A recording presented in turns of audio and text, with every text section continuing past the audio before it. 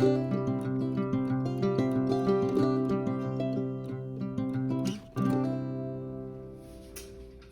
friends, we're back with another Cook With Me video. Got my trusty apron on. Gonna tie it up. Today's gonna be a very short video because this isn't really a cooking recipe. It's more of prepping it to put it in the crock pot or in a more of like a slow cooker so that you can consume it in 24 hours. So I am making bone broth. So bone broth is like one of the best things that you can consume. I started drinking bone broth last year.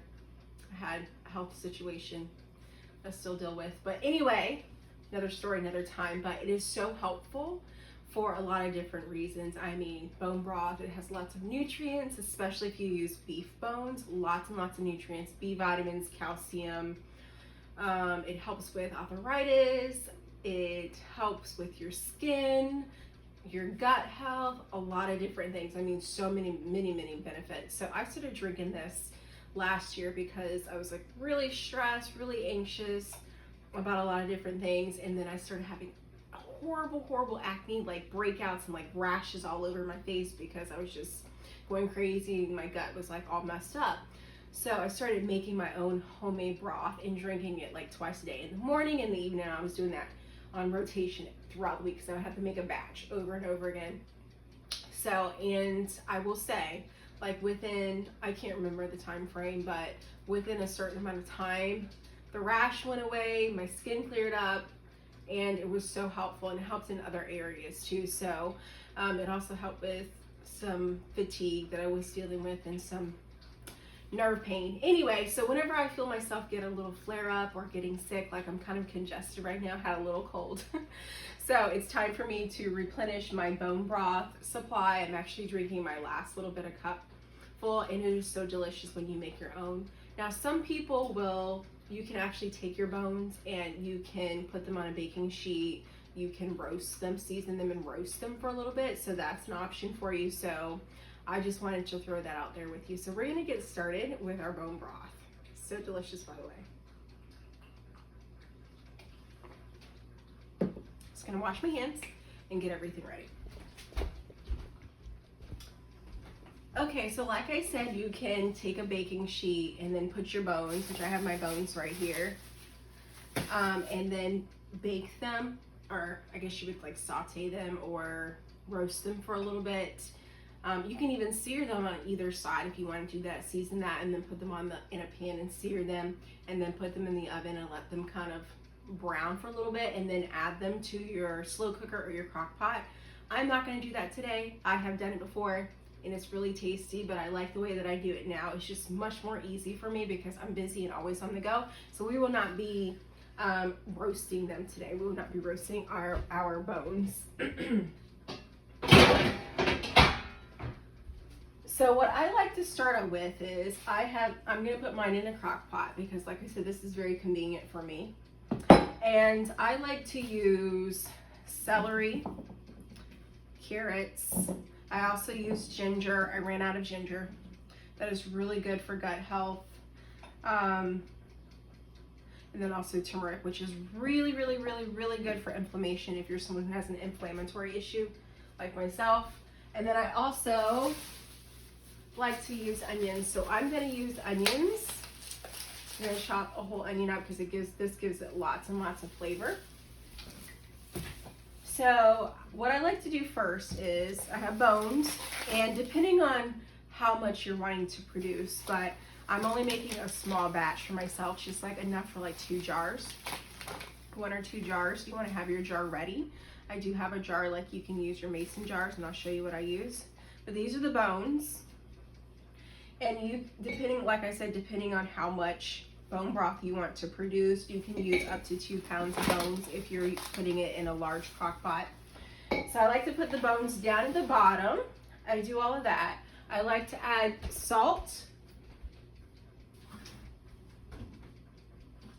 I add salt down there because you want your broth to taste very good while you're consuming it.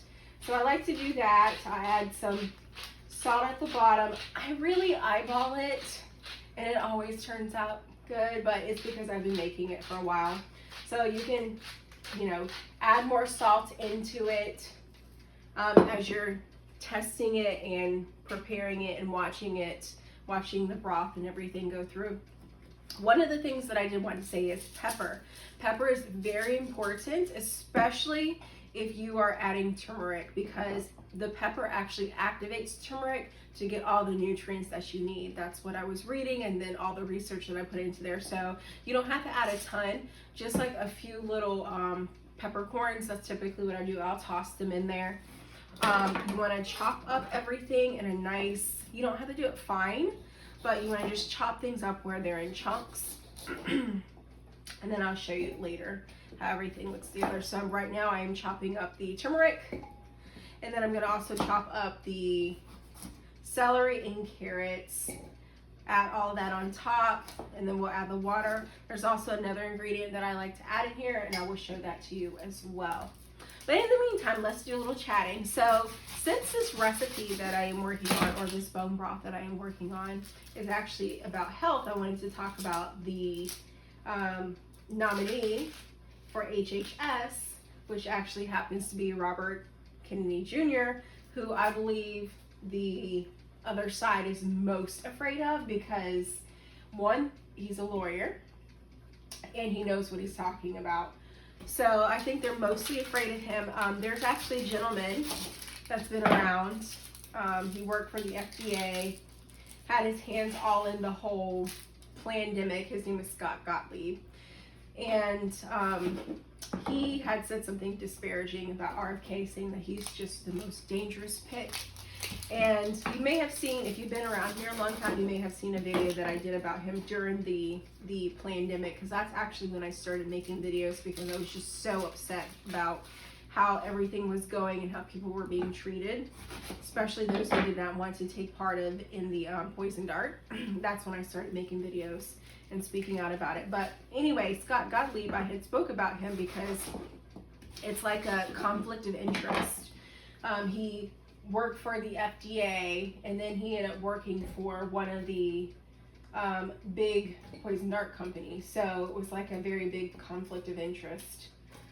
So I'm going to give these a nice wash off here, and we will be back. So anyway, so RFK, I'm so excited because he's worked in child health defense. That's actually one of his organizations, and I actually follow that very closely because very much important to see the lawsuits that were won, and then just to see everything that's been going on in the big pharma in our realm, and just the battles that he's fought and won. And it's just really good information. So if you have never heard of Children's Health Defense, definitely go on there. I'll probably link the website for you. That is one of RFK's organizations, and he does a lot of good there. And I like that he's going to be going after these acronym health, supposed to be health pharmaceutical companies, especially when it comes to food, because there's a saying that there is money in the, I can't remember the whole phrase of it, but there's definitely not money in the cure, if that makes sense.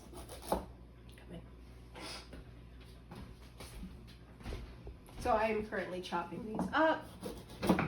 They make money off of you staying sick, but they do not make money off of the cure. So it is advantageous for them to keep you sick and to keep you on all these pharmaceuticals so that you keep coming back to them over and over again. And that is one of the reasons why I'm making bone broth, because I do not want to land back in the hospital again like I was last year for days and days and days. It is not fun. All right, let's add the black pepper. All right, so I'm gonna add just a few of the black peppercorns in here because, like I said, it activates the turmeric, which we definitely need.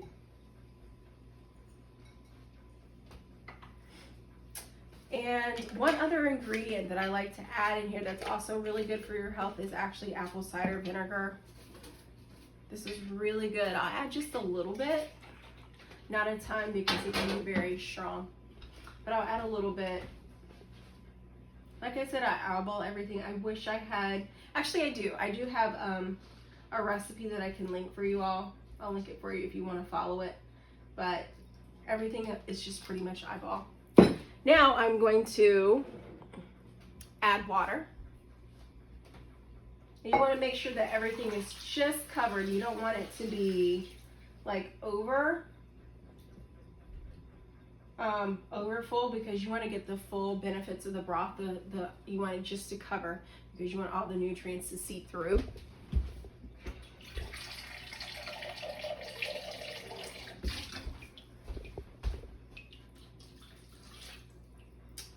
All right. So we got our bone broth recipe. I'm getting ready to put it in the crock pot, let it go for about 24 hours, and yeah, all right.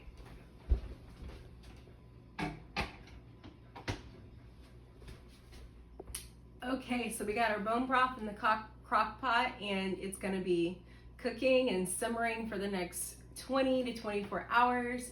I'll check on it occasionally, look through it and all the things, and make sure it tastes pretty good. Add a little more salt if it needs to be. Super simple and easy. And then I wanted to show you that you can use mason jars. I will throw this tip out here.